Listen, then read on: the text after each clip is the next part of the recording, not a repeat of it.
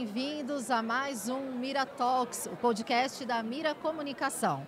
E a gente inicia essa segunda temporada direto do GEDUC, o maior congresso de educação do país. Então, a segunda temporada sendo gravada aqui direto do nosso stand no GEDUC. E a gente recebe hoje com muita alegria a Débora Rodrigues. Tudo bom, Débora? Bem-vinda. Obrigada, Juliana. Obrigada pelo convite. Então, apresentando aqui, resumindo um pouco do currículo da Débora para vocês, ela que é Head de Comunicação Institucional e sócia da Cogna, né? E aqui nesse evento fez uma palestra que eu fiquei também encantada, porque a gente que trabalha com comunicação, quando a gente consegue atualizar os nossos conhecimentos e ver que a gente está em linha, num contexto de mercado que é tão complexo, né? A gente fica com o coração um pouco mais tranquilo. Então foi muito bom ouvir a Débora e por isso ela está aqui para falar um pouquinho para você que é gestor de escola, que trabalha com instituição de ensino, né, para falar sobre reputação e gestão de crise. Um tema que, se não bateu ainda a porta da instituição, com certeza vai bater, né, Débora? Com certeza, Juliana. Bom, eu queria começar falando um pouquinho do que é a Cogna, para quem não conhece, e também do meu background aqui, né, do meu histórico profissional, acho que vale a pena.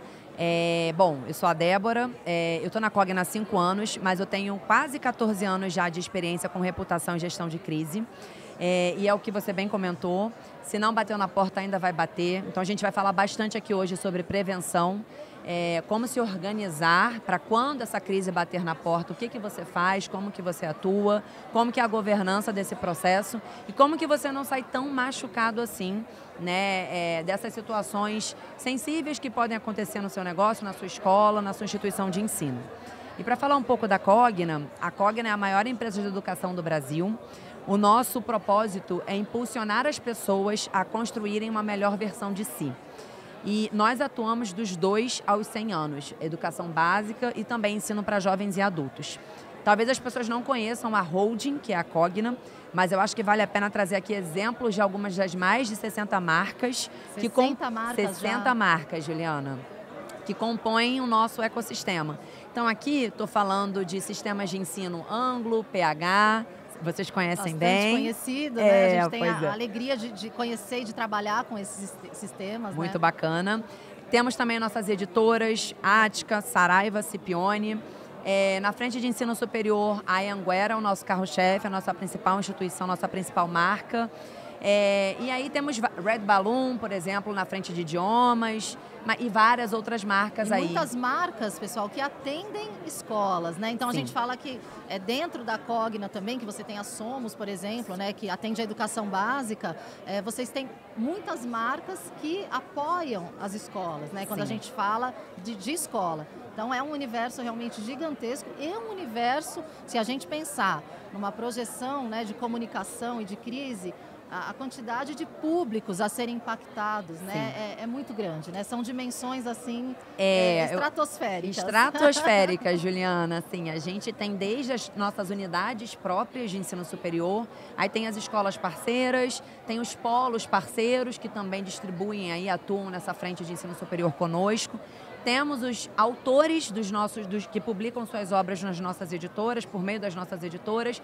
Temos também os colaboradores, são mais de 25 mil colaboradores, Brasil inteiro, desde o corporativo até na ponta, nas unidades. Então, assim, é realmente estratosférico o potencial de tema sensível e de crise que acontece aí no nosso dia a dia. Eu sempre brinco, né, Débora, a gente que trabalha com comunicação, enquanto a gente está falando aqui, com certeza tem muita gente falando das marcas com as quais a gente atua. Né? Então, é muito legal você poder colaborar aqui com as informações. Eu acho que a gente precisa até começar, antes da gente entrar na questão de crise, quando a gente fala de crise, obviamente a gente está falando de crise de imagem aqui, de marca, né? E de um contexto de comunicação que hoje não existe mais, não existem as caixinhas, né? Então não tem a caixinha da assessoria, não tem a de imprensa, não tem a caixinha das redes sociais, está tudo dentro de um grande ecossistema, né, que está acessível aos públicos, né? Então, dentro desse entendimento de que a comunicação é algo que permeia o nosso universo o tempo todo, como a reputação pode ser vista e entendida pelo gestor, pelo mantenedor, que tem ali a sua marca para gerir? Bacana a sua pergunta, Juliana. Eu gosto sempre de começar tangibilizando ali, aterrissando o conceito de reputação. E aí eu costumo quebrar em dois, tanto o tangível quanto o intangível. Quando eu falo do tangível, basicamente é o quê? O produto, o serviço que a sua escola, a sua instituição de ensino entrega. E aqui a gente também pode associar a experiência que esse aluno, que o pai, a mãe, a família desse aluno tem com a instituição. Quando eu vou para o lado intangível, é muito sobre o sentimento, né? A crença que aquele aluno, aquela família tem sobre a sua marca, né? Quando ele pensa na escola, na instituição, o que vem à cabeça? É algo positivo? É algo negativo? Isso está muito coerente ali, está muito associado com as experiências que ele tem no dia a dia dele ali na escola, na instituição. Por isso que é super importante também a gente construir, e aí foi o ponto que você trouxe das redes sociais, do ambiente digital, as nossas próprias histórias. É o que a gente chama aqui de narrativa. Quando eu falo assim, vamos nos apropriar das nossas narrativas, vamos contar as nossas próprias histórias, é pegar esses canais de comunicação que incluem, inclusive, as redes sociais, e é contar também esse boca a boca positivo. Uma família que fez um depoimento bacana a nosso respeito, uma vivência que foi especial dentro da escola, uma ação, um projeto. Tudo aquilo que é espontâneo, né? Que acontece, que muitas vezes não ganha voz fora da escola ou fora do ambiente escolar, né? E como que a gente propaga essa história, faz com que ela tome mais corpo para além do ambiente escolar, porque isso ajuda na construção, sim, do colchão reputacional, né? A gente precisa continuamente, diariamente, pensar em como construir, ter um trabalho proativo para que na hora que uma crise ou um tema sensível aconteça, nós atuemos ali de uma forma mais estratégica, mais assertiva e sabendo que a gente tem ali espaço, né, para, digamos assim, acomodar essa crise sem sair tão machucado. É muito bom te ouvir, Débora, porque a gente que também atua muito, né, com escolas ou com instituições de ensino em momentos de crise, o que a gente mais percebe é que muitas vezes a instituição ela tem uma boa história, ela tem uma boa reputação, mas num momento como esse a gente não tem muito como se amparar por conta dessa falta de documentação. Eu vou colocar de uma forma bem, né? Mas de uma falta de uma história que foi contada. E quando você tem uma boa reputação construída também, que é o que a gente chama de awareness, né? Dentro da comunicação, é a percepção da marca. Isso acaba sendo quase que um amparo muito grande numa questão de crise. Você tem, às vezes, protagonistas ali, ou personagens, né, de um contexto de crise, que vão fazer a defesa da sua marca, né? Então, muitas vezes, ou pelo menos na maioria das vezes, quando se tem um histórico positivo, isso atenua, né, parte da crise. Acho que é fantástico esse ponto que você falou, que antes de chegar na crise é preciso se construir muito uma agenda positiva, né, enfim, através dessa comunicação, dessas narrativas. E Débora, pensando muito nesse contexto do gestor e do mantenedor que está do lado de lá, o que é uma crise, né? O que é... Porque muitas vezes a gente fala de crise com o pessoal que está, né, na liderança das escolas e vem até a cabeça crise financeira. Sim. Quer dizer, a gente está falando de crise de imagem, ela bate, inclusive, na questão financeira muitas vezes, né? Mas como a gente pode conceituar uma crise? É o que você pontuou. Super importante aqui o papel da prevenção, né?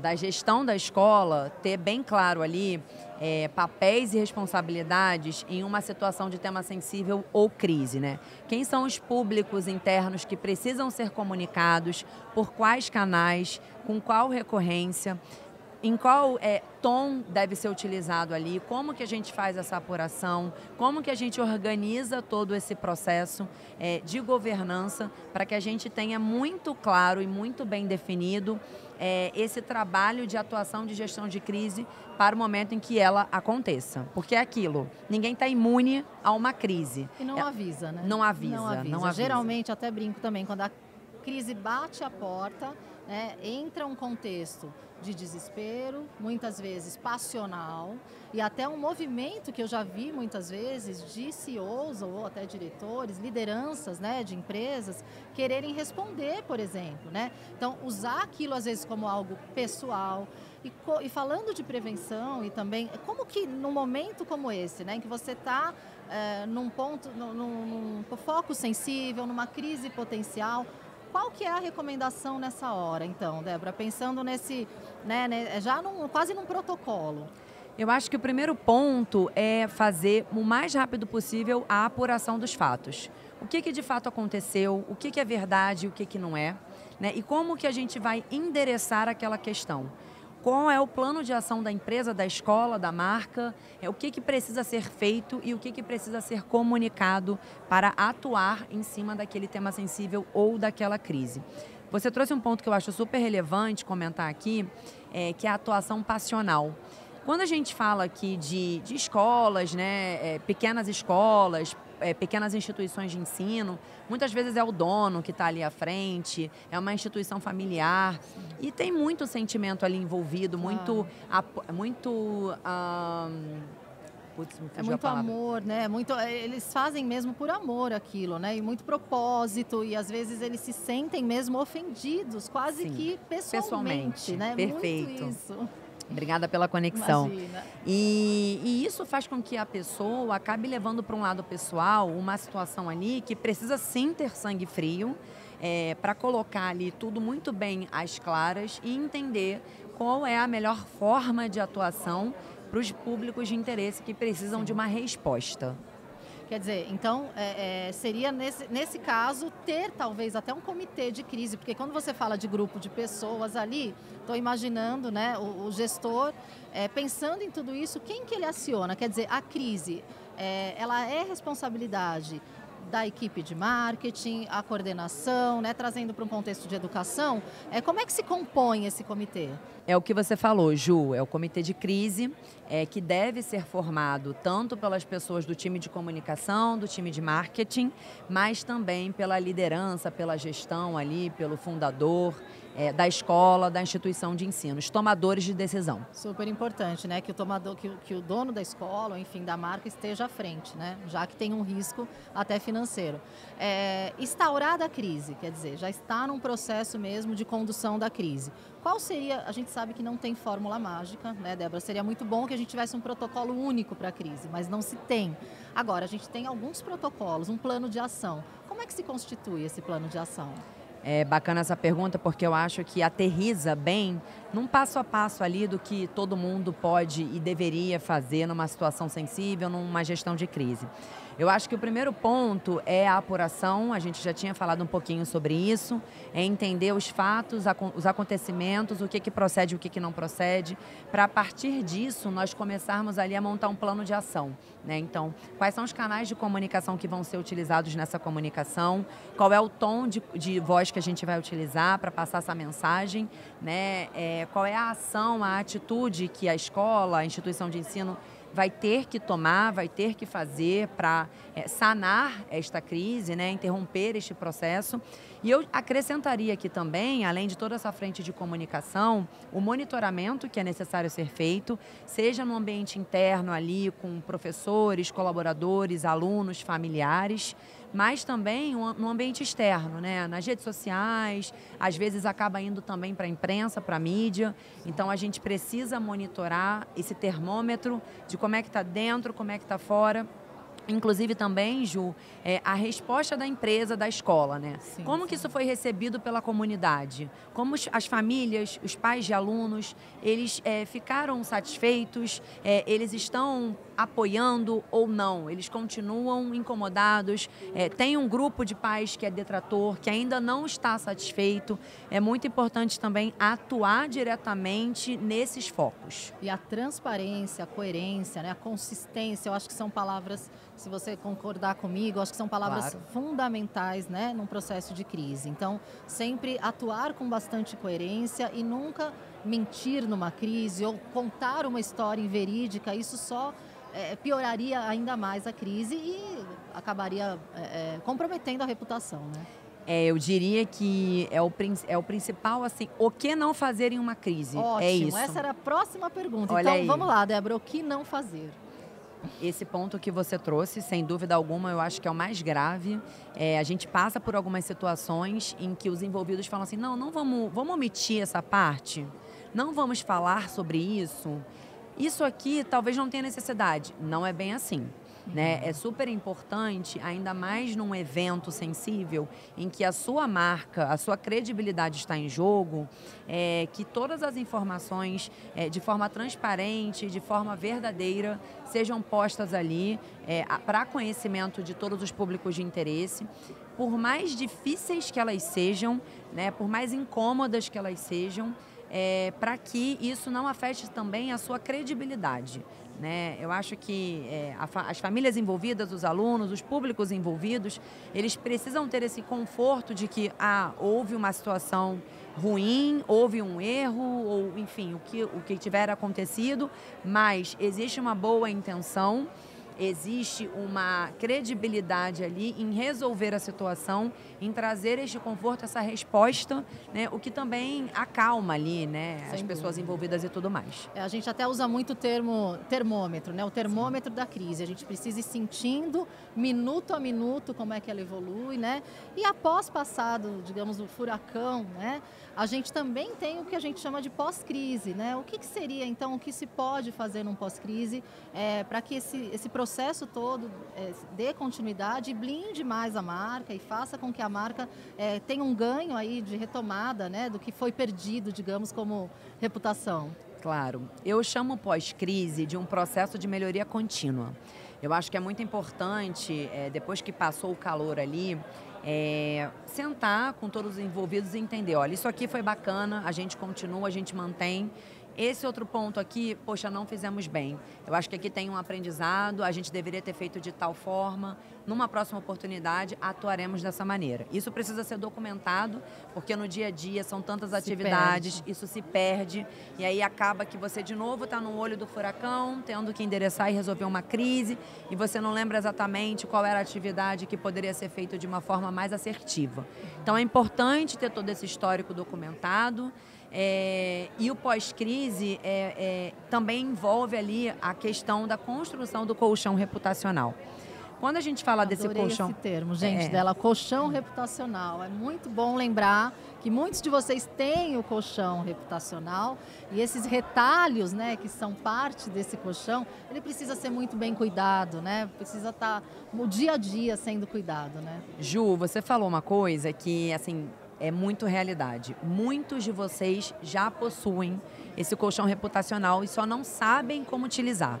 Vou trazer um exemplo aqui. No ano passado, no final do ano, a gente fez um vídeo manifesto lá na Cogna.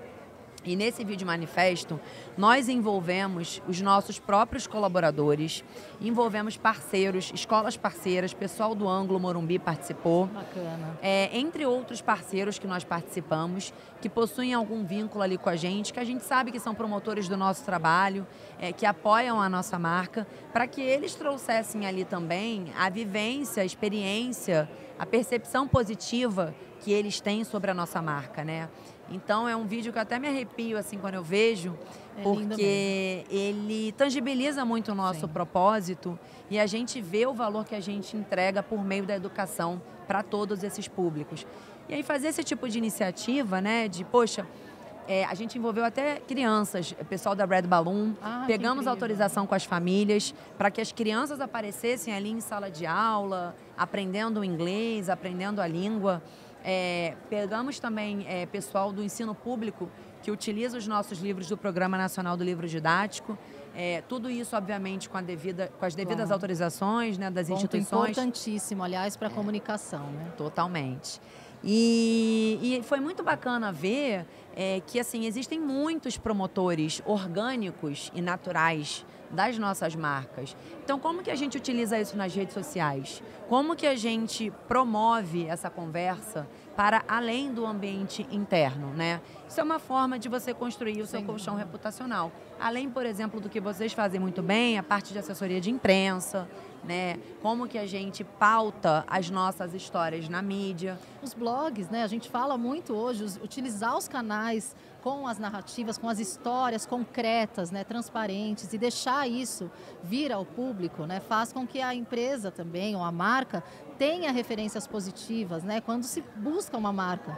na internet, por exemplo, né? Então tem um orgânico que a gente fala que as empresas podem se beneficiar hoje e não é algo tão difícil como era antigamente, né? Assim, a parte de comunicação tá aí, as ferramentas, né? Tá aí o seu público que pode colaborar também. Sem dúvida, Ju. O orgânico hoje ele é muito mais poderoso do que a publicidade. Claro. Do que você pagar, né, um garoto propaganda, uma celebridade que seja, para falar bem da sua própria marca, né? Existem diversos estudos que mostram isso, o poder do orgânico, o poder da influência, o poder do boca a boca, né? O quanto isso aporta valor para a sua marca. Então, são iniciativas que, se concatenadas, se organizadas, com uma cadência, com uma frequência, para o público adequado, levando as suas histórias adequadas, gera muito valor no longo prazo. Muito bom. E o bom de trabalhar com educação é que a gente fala de algo que é construído, né? Não é varejo, enfim, a gente tem realmente muita história positiva, geralmente por trás de uma marca de educação. É um impacto, né? É um impacto. Então isso tá aí e muitas vezes precisa só ser direcionado para uma agenda positiva, né, para que não seja necessário esse trabalho no pós-crise ser tão intenso, por exemplo, né? Débora, eu estou adorando o nosso papo, a gente já está indo para os minutos finais, mas para aquele gestor ou para aquele líder de educação profissional em que ainda não vivenciou uma crise ainda, ou que o tema ainda fica muito distante da realidade. Eu gosto muito de trazer, é da minha época, mas ainda é estudado no jornalismo, um caso emblemático que é o caso da escola base, né? Que a gente estuda no jornalismo como um descontrole da informação, em que você tem uma crise ali muito instaurada em, obviamente, proporções gigantescas, ainda numa época que não tinha rede social. Sim. Eu sempre indico, né? Eu acho que é interessante, a gente tem aí os documentários, tem um filme também que é o Aos Teus Olhos, do Daniel Oliveira, não sei se você já assistiu. Não assisti. Indico esse filme para donos de instituições de ensino, né, em que mostra uma situação ali de uma possível pedofilia que acontece numa instituição de ensino. A gente tem casos como bullying, né, acontecendo nas escolas, questões político-ideológicas, é disso que a gente está falando, pessoal. O dia da escola está muito suscetível da instituição de ensino, né? Então, quando você não tem um profissional como a Débora, por exemplo, né, ali no dia a dia, a Cogna, que tem essa estrutura, como que a escola pode recorrer, né, ocorrer, literalmente falando, numa hora dessa? Quem que ela procura? Como é que ela se instrumentaliza? Olha, Ju, essa pergunta ela é complexa, eu diria. Eu acho que nos tempos atuais, e aí eu achei interessante que você trouxe um exemplo bem antigo, de uma outra época, de um outro mundo, eu diria, né? Existe um imediatismo muito grande. Tem aí as redes sociais batendo na nossa porta, grupo de WhatsApp, os hábitos de consumo de informação mudaram totalmente, os hábitos cotidianos das pessoas também. E aí a gente precisa também adaptar, né, os nossos ambientes profissionais, o nosso negócio para essa nova vivência. Quando você fala sobre como fazer, para onde correr, eu não tenho essa habilidade, eu não sei, eu não tenho esse conhecimento, eu não tenho propriedade nesse assunto, o mais indicado sim é que você busque um prestador de serviço, pode ser a Mira, por exemplo, enfim, ou alguém que tenha esse conhecimento e que possa te ajudar nesse sentido. Né? Porque as pessoas partem do pressuposto de, mas isso eu sei fazer. Isso eu consigo aqui pelo meu feeling, pelo meu... ali a minha vivência, a minha vivência, né? Não é tão sério assim. Isso eu consigo organizar aqui, eu consigo tocar. E, gente, o dano ele pode ser, assim, muito grave. Muito grande para o seu negócio. Ainda que o assunto, às vezes, não seja tão sério numa primeira percepção, o dano... Você falou disso na palestra, né? E, às vezes, o dano, ele é irreparável. O que a gente vê, por exemplo, em redes sociais, as pessoas indo lá responder, e aquilo vira uma tréplica, e uma conversa que envolve muito mais pessoas, que toma uma dimensão... Celebridades, muitas vezes, né? Pessoas, influenciadores, como a gente diz, que também, muitas vezes, se beneficiam de temáticas, as hashtags que viralizam, né? E a educação tá assim, né? E aí, quando você vai ver o estrago, já é gigantesco. Eu não sabia que poderia acontecer isso que aconteceu só porque eu respondi, só porque eu me posicionei, só porque eu falei com o jornalista. Né? Em off, né? Que não existe. Não existe, gente. Então, eu acho que nos dias atuais, assim, são tantos elementos que precisam ser analisados, mapeados e levados em consideração que é muito importante ter esse apoio técnico. Maravilha. Débora, foi um grande prazer ter você aqui. Estou muito feliz com a nossa conversa e realmente espero que vocês aproveitem muito aqui as dicas que ela deu, as orientações. Ficou algum ponto que você gostaria de acrescentar, Débora? Senão não, acho que a gente passou por todos os pontos. Eu até quero aproveitar para agradecer a oportunidade, adorei o bate-papo. Que bom, a gente que agradece, Débora, e agradece você também que acompanha aí as redes da Mira. Seguimos então na segunda temporada do Mira Talks.